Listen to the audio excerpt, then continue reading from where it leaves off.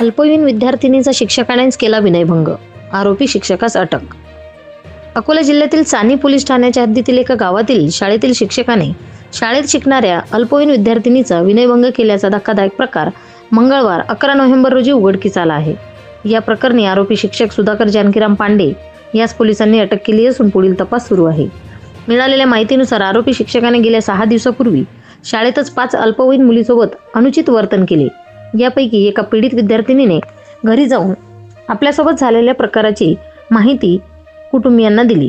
संतप्त पालकांनी तत्काळ चानी पोलीस स्टेशन मध्ये धाव घेत तक्रार दाखल केली। फिर्यादीच्या जबानी रिपोर्टवरून आरोपी शिक्षकांविरुद्ध अपराध क्रमांक 303/2025 कलम 74 भारतीय न्याय संहिता व 8-10-12 पोक्सो कायद्याअंतर्गत गुन्हा नोंदवण्यात आला आहे।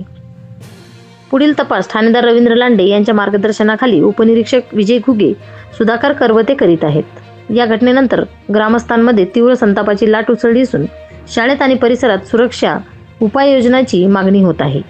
मुख्य संपादक इस्माईल शेखसह प्रतिनिधी श्याम वळसकर, अकोला। या बातमीचा व्हिडिओ तुम्हाला आवडला असल्यास व्हिडिओला लाईक करा, शेअर करा आणि महाराष्ट्र न्यूज 1 या न्यूज चॅनलला सबस्क्राईब करा। धन्यवाद।